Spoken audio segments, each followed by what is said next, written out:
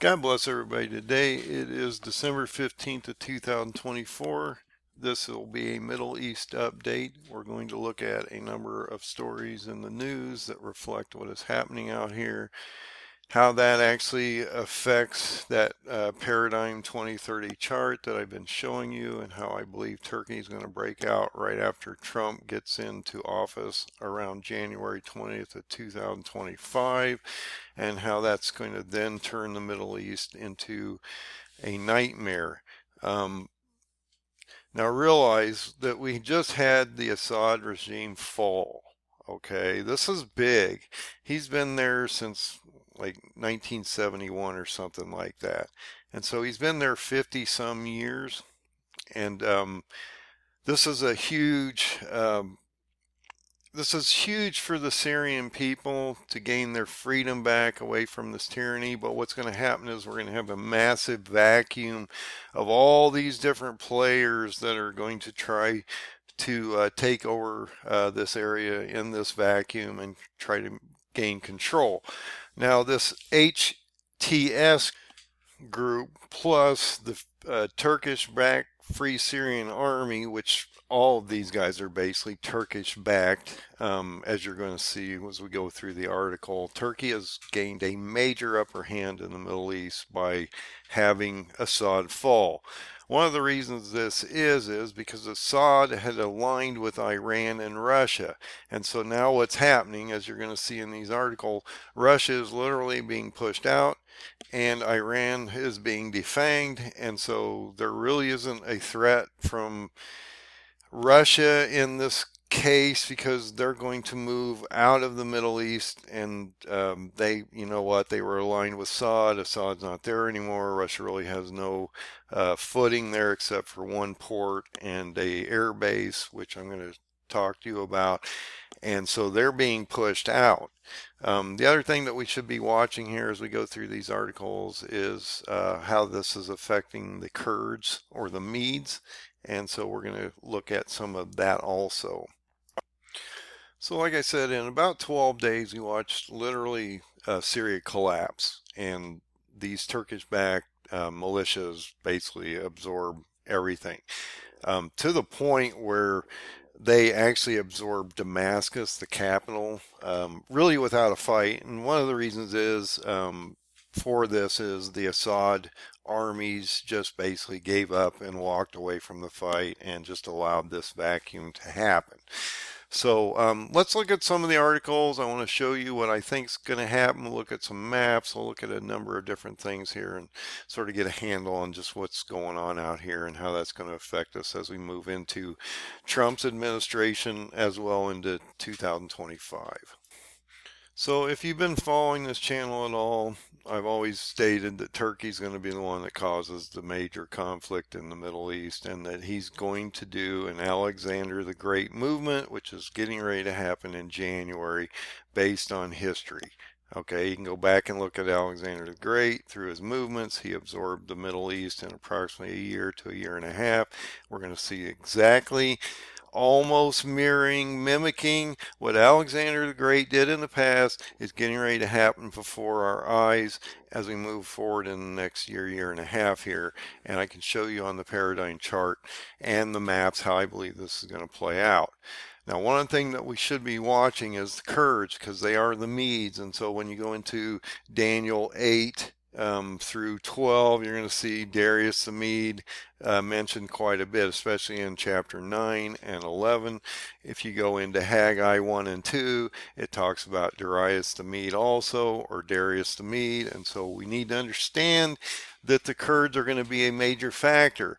If you go into Daniel 8, what happens?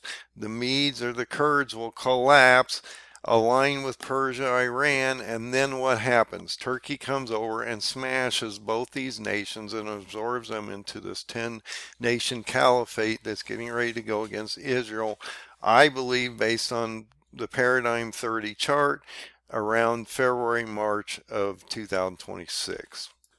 So I had warned you guys that this was getting ready to happen. I've been talking about this for months, actually a couple of years now, that we were going to watch this event happen. It shouldn't have been a surprise to anybody on this channel that this was getting ready to happen. There was a preemptive type thing that we should be concerned about here, though, and I want to bring this back to your attention. So on October 6th of 2019, Trump pulled our troops from Syria, and on October 9th, on Yom Kippur, in 2019, 3 days later, Turkey fills that vacuum and creates these two buffer zones here in green. Okay, this sets up a 20 to 30 mile buffer zone with Turkey against the Kurds. And we've also seen that ramp up against the Kurds after that attack in the aerospace facility on Shemini Atzaret in October of this, in the last few months. So Turkey's been bombarding these northern fronts, and I'm going to show you that as we move forward. These Free Syrian Armies and the HTS groups are in this area. And so what happened was they took Apello, came down through here, took Hamas, took Homs, and then actually took Damascus. In 12 days, it literally, that whole country fell to them. And so at this moment in time, we have a massive power vacuum to try to determine who's going to control this area of the Middle East. And Turkey's going to be the major player that we should be watching. Okay.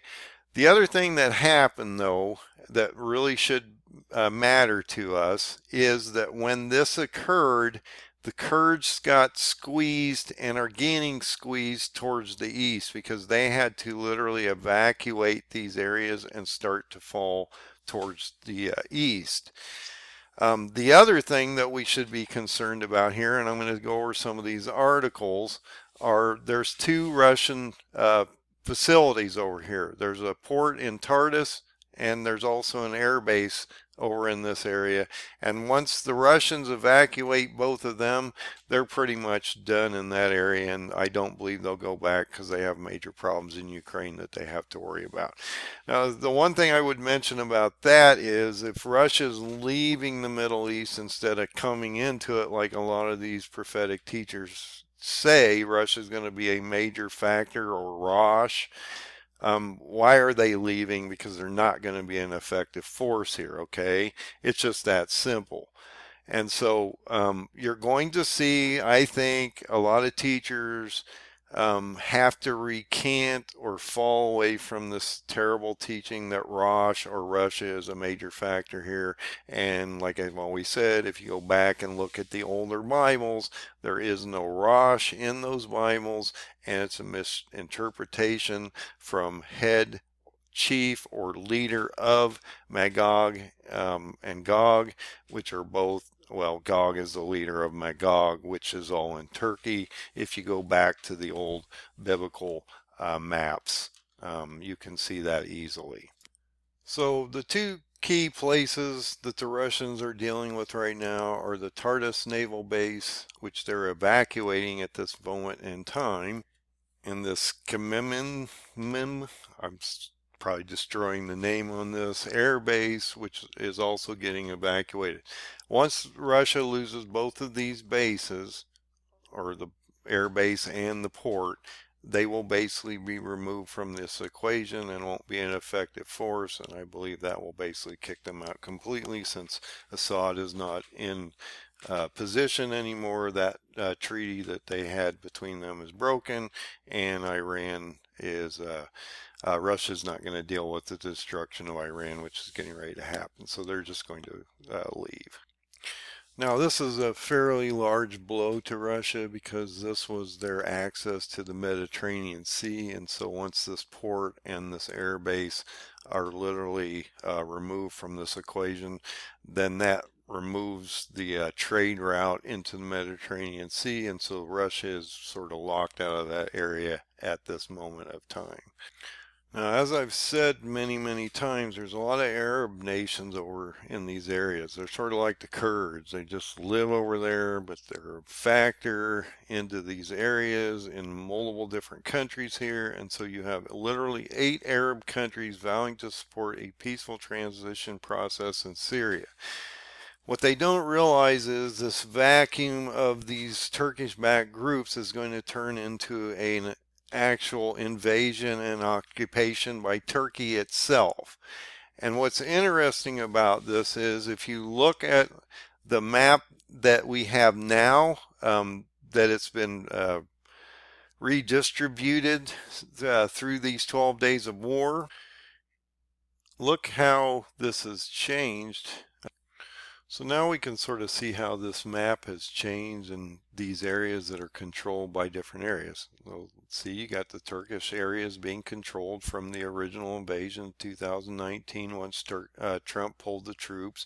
He invades, takes these two areas out, states it's a Kurdish terrorist reason that he's doing this to stabilize his border between it and Syria. And now the Turkish-backed groups have literally taken this swath of area here and literally have cut Russia off, as well as created a corridor down into Lebanon.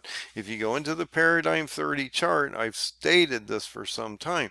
Trump's going to pull our troops out of here around January 20th on the very first day, and then Turkey's going to invade shortly after that, probably within a few days.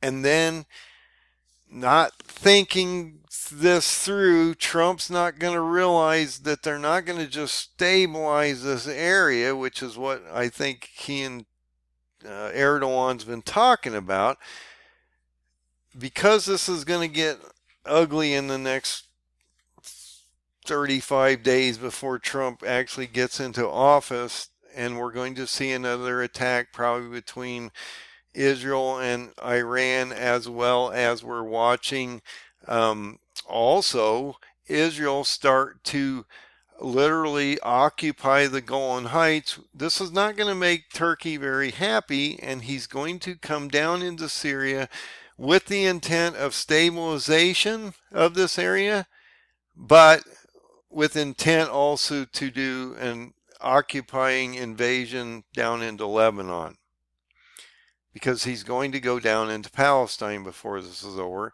And if you look at Alexander the Great's map and how this worked, he went from Turkey down into Syria in January, and he was down in Lebanon around March or shortly after that. So you're talking about only about a month. And then he takes Tyre, Lebanon out by the end of July. That would be in 2025, guys. Then he skirts between Jordan and Israel down into Palestine by October of 25. So I believe that's what's getting ready to happen here. Also, you have these Kurdish groups literally collapsing towards the east. And so when you go look at the Syrian maps, what's Turkey doing? He's bombing that section of Kurds in here, and he's bombing this area over here. Now, this is extremely important because this is Erbil, okay? This is the green zone of ours. It's the regional capital of the Kurdistan people. And then look at that. That area that's going to be affected as you go into Erbil is Nineveh. Well, what was that all about? On April 8th of 2023, we had that, or April 8th of 2024, excuse me, we had that massive astrological event that where you had the solar eclipse go over like 9 Ninevehs. Okay, so it was like a preemptive warning that it was going to affect this area fairly soon. Now, in my opinion, based on Alexander the Great's movements, we will not see the Kurds collapse until Erdogan comes down into Syria, through Lebanon, down into Palestine, into Egypt, hits massive resistance, then comes back to Tyre, Lebanon, and then to Erbil, collapses the Kurds down to Baghdad, just east of Baghdad, into Shush, Iran, where they'll align with the Persians, Iranians around January of 26, and then Turkey will come over and smash them.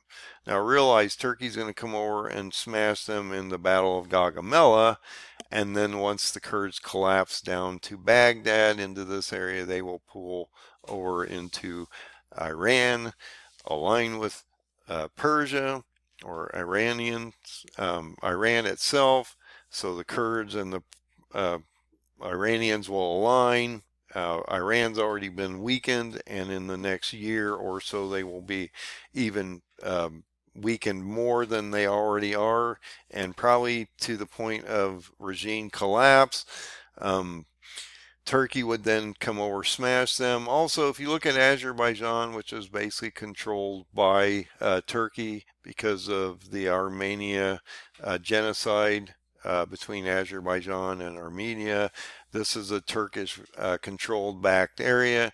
And look, Tehran's just literally, within 50 miles or so of that Caspian Sea. And so Turkey would have control of a lot of this area here. And so look, Tehran is defanged and they're going to fall as we watch them try to build a nuclear weapon and hit Israel before uh, their whole nation collapses is basically what's getting ready to happen there. Now, another thing that I've been talking about is we've not seen the next attack between Israel and Iran. Iran launched, Israel's got to do something here. So, um, we're going to see something interesting happen. I believe the United States and Israel will do a two-pronged attack. Trump possibly could hit nuclear or oil facilities in Iran, which would then spike oil and do all kinds of things to the markets. But they have to eliminate the nuclear threat from Iran, which is literally getting ready to build, possibly based on reports we're seeing, potentially 12 nuclear weapons. They have potential for 4, they believe, right now, and they just launched a longer range missile, which they could load this payload to. Or, I keep looking at everybody going, what happened to the old suitcase nukes where they could just carry one in? They really don't have to actually launch a missile. They could just figure out a way to get in there. I'm just saying anything's possible at this time.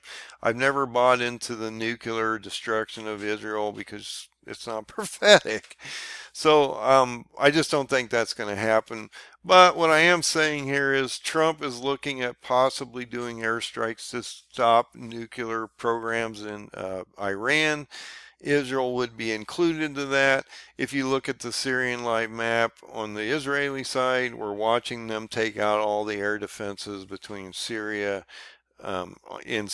so that they could actually go and attack, pretty much free will attack Iran with their air force, as well as any other missile or attack that Israel would want to do on them with literal, very small collateral damage because they have no air defenses to do anything, and so air might would win the day there, and so this is extremely important, and so you probably would see Trump come in, um, try to, in his mind, stabilize Syria through allowing Turkey, the second largest NATO country, to come in, stabilize that area, not knowing that he's going to do an invasion into Lebanon, as well as go against Iranian targets, as well as Israel would do that also. But then you also have a potential to see these attacks on the Houthis.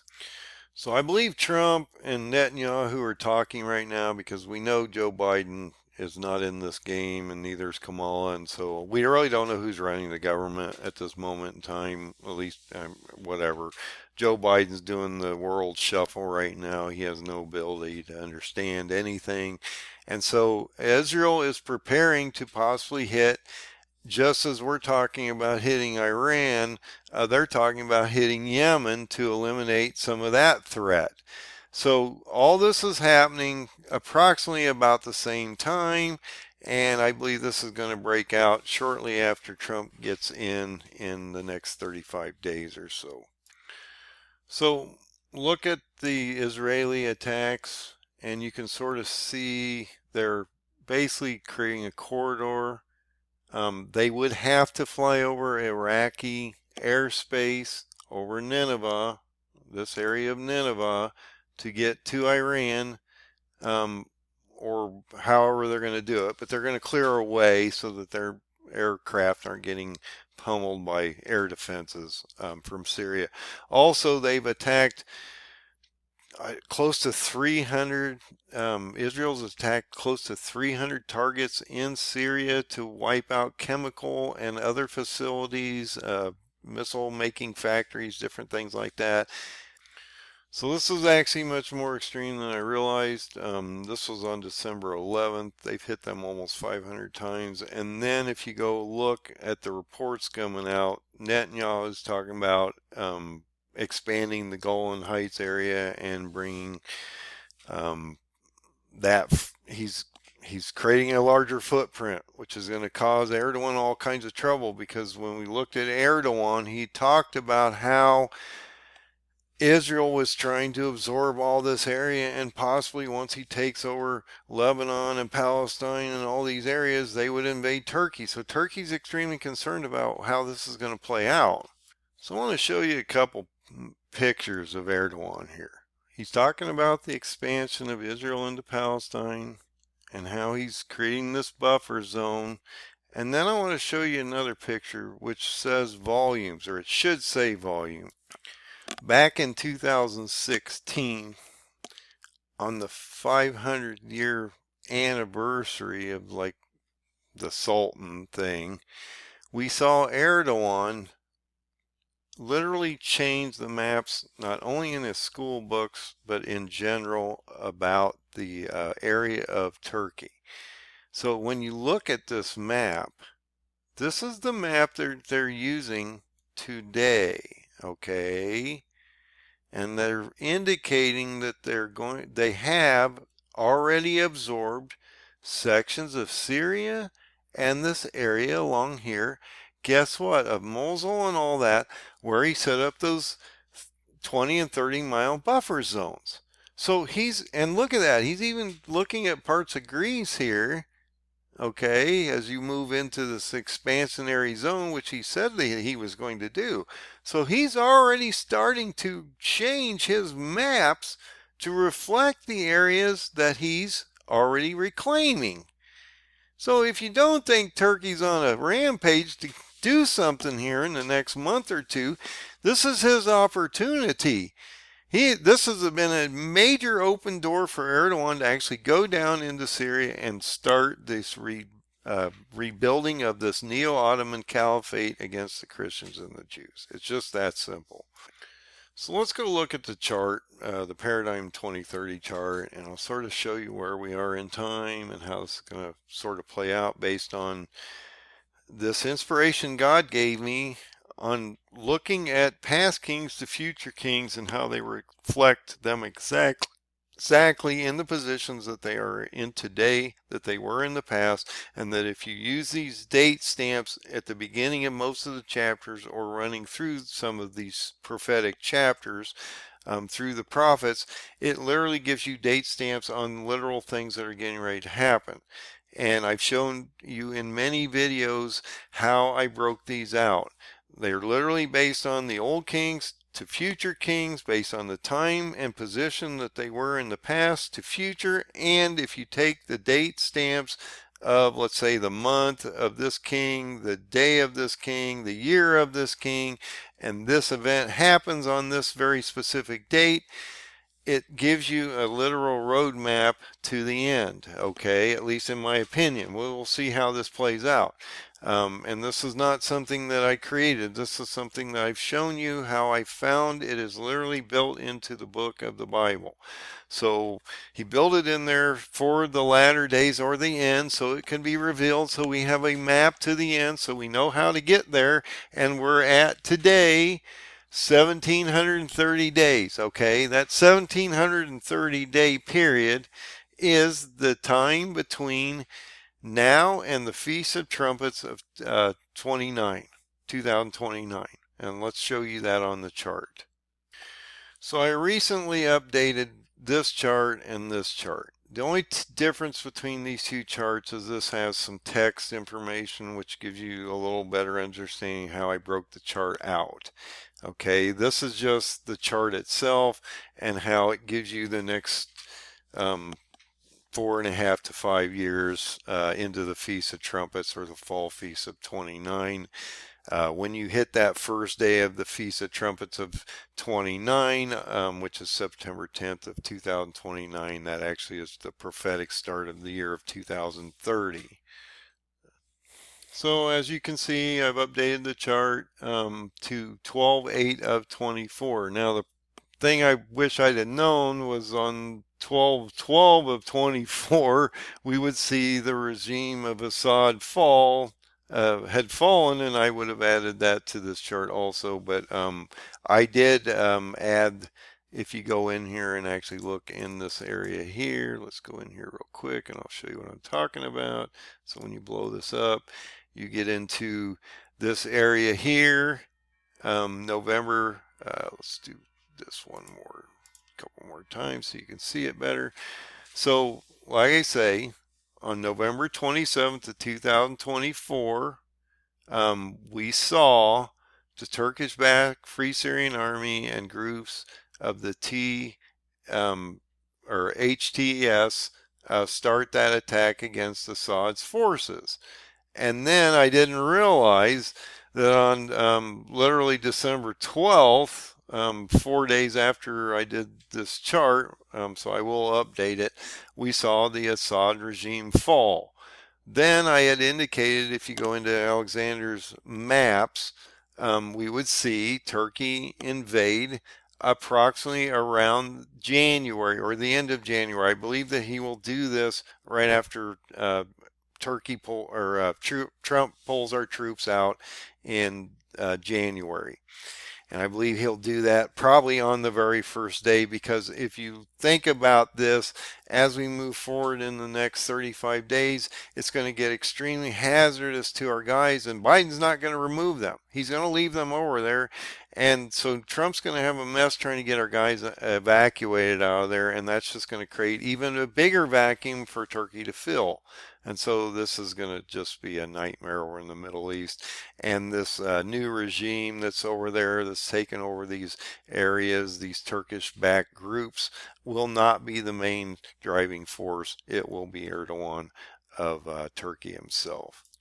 Now, I noticed on the chart another thing that possibly could start to affect the Middle East, and this is right before Trump comes in. So this would be one of the first paradigm 2030 stamps, okay? And what I'm trying to allude to is here, on January 12th of 2025, based on that time stamp, in mostly Ezekiel 29, 1 to 2, verse 1 to 2, and 30, verse 4 through 10, it reflects 5 to 12 also, just because it's a famine, sword, and judgment thing. We would start to see Egypt devastated by plagues, famine, and sword, okay?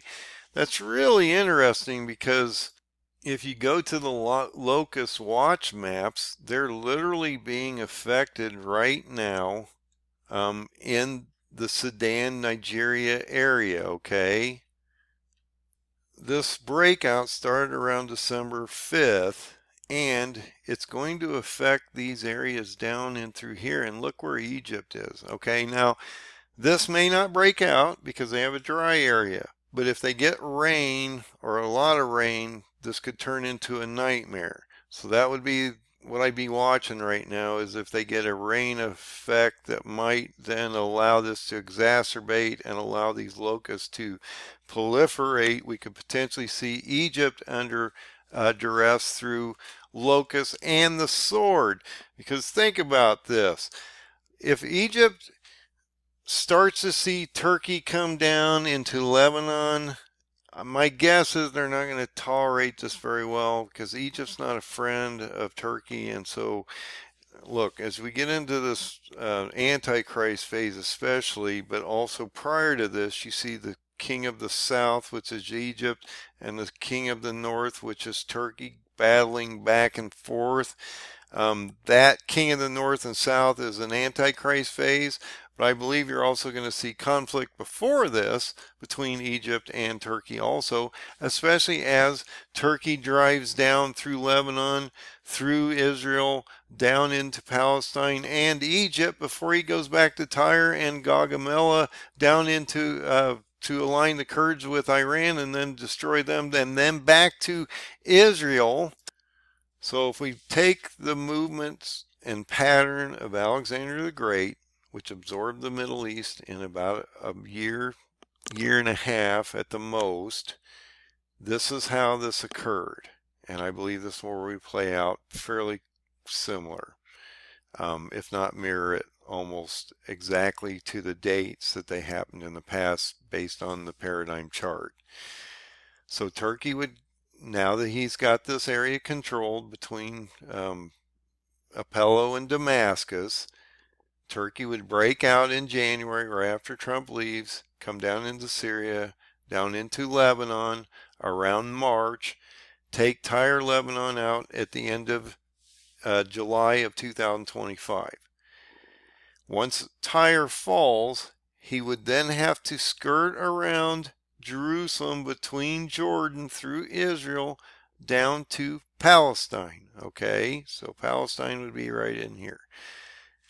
That's around October of 25. So we're not even completed a full year once he breaks out in January of 25. Okay, you're at October of 25. He gets down here around Cairo and hits massive resistance from the Egyptians. The Egyptians are also not going to put up with this too well as he's driving down through here, and so they're going to throw some suppression against him. Turkey leaves a sixth of his armies, is pulled back up to Tyre. Okay. He ends up then coming over to Erbil, Iraq. Think about it. Turkey's already bombing this whole area. He's squeezing the Kurds to the east. The Kurds then that would be the Battle of Gaugamela, just so you know. The Kurds would collapse just east of Baghdad. Okay. And then they would collapse into Shush, Iran. Okay. Once the Kurds and the Iranians align, they would be destroyed by Turkey because he would then come down and smash both these nations. Turkey would then be absorbed. This would also be the completion of Daniel 8 because that would complete that prophecy. Now we have Iran absorbed into the 10-nation caliphate that then would drive back across from basically Iran all the way across through Syria down to Israel, and that would happen around February of 2026, and then he would have 10 full nations literally surround Israel and Jerusalem for a 15-day attack or 1 hour of power. And I believe that the sixth seal decimates those armies approximately around March 4th based on the paradigm chart. Okay, so look, the Middle East will fall in just over a year. Iran will fall as a nation at the end of 25, beginning of 26. Okay, through all this, Turkey will absorb a quarter of the Middle East. Okay, because you're coming down into here. He also controls part of Yemen. He'll have control then also of Iran. He'll control Iraq, Syria. He's got control of Azerbaijan up here. So he's got this massive swath of area. Also, if you go into Ezekiel 38 and 39, once these armies come from Iran back to Israel, Sudan and Libya are also included into those nations. That's Put and Cush. And so they're a part of this. And so they're probably applying massive pressure from both these sides into Egypt. And so that's another thing that you should be watching. But the thing I would probably be watching right now is a massive buildup of Turkish forces along this border, which would then come into Syria, into Lebanon, approximately around March of 2025. And as that's happening, you're going to watch those Kurds collapse to the east, okay? And then be drove over to Iran so that Turkey would then come over and smash them over time. So I just wanted to bring all these different reports to you. I want you to understand what's going on out here. Also realize that Turkey does have nuclear capacity. It's my understanding they hold approximately 20 to 25 nuclear weapons in their capacity because they are a NATO country. Now, whether that's changed or not, I don't know, but that was the last report based on my small intel in that world, that they did have the capacity, and so this would be something that they would be concerned about. The other thing Turkey will be concerned about, just to point this out before I sign off here, when this attack between Israel and Iran gets ready to happen, and Yemen also down here through the United States and Israel, depending on how all this is going to play out. This is probably going to spike our oil per barrel, which is going to spike inflation and drive the price at the pump. If you have a massive attack on Iran, you have to worry about this Strait of Hormuz being shut down. If Turkey gets into this, he'll control the Black Sea, the Mediterranean Sea, and you also have problems over here in the Red Sea, and so you would have this huge swath of issues in shipping and things like that that are going to drive prices through the roof and also create massive supply chain issues. Also think about this, Russia is literally pulling out completely at this point, and so their ships are having to move out of this area and work themselves back around to Russia or just maintain some presence in the Mediterranean Sea, but that's not going to really do much. And once Turkey also blocks off the Black Sea, Mediterranean Sea, you have the issue with the Yemens down here and the Red Sea and Iranian and the Persian Gulf and the Strait of Hormuz in the next year. This is going to be a major isolating factor to Israel. And so this is all playing out just as prophecy indicated.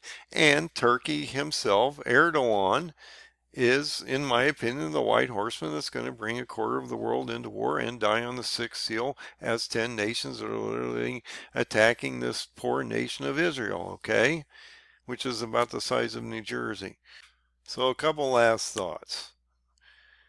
In 1967, you had the Arab-Israeli War, which turned into another war in 1973 in the Yom Kippur War, which then turned into a 1973 embargo of oil against Israel and any nation that basically supported Israel during the original attack, which could go back to the time of October 7th and when Hamas was originally attacked. And so we could be embargoed here easily because this could mimic a similar event when Trump pulled our troops out on October 6th of 2019.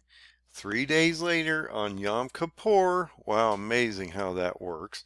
Yom Kippur, Erdogan filled the vacuum, did his 230-mile buffer zones, invade Syria, and then right after that, which I wanted to point out before I finish this video, you had COVID reports coming out of China in mid-October, which turned into a global pandemic at the beginning of the year in 2020, okay?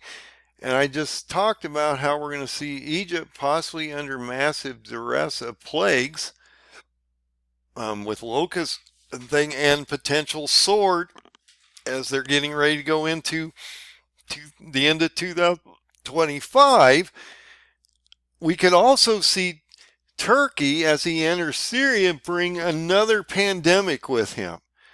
So I'm just hoping this doesn't play out as it did before, but it's a possibility. And so I want you to watch all these things and look at all the different diseases and things that are going on right now.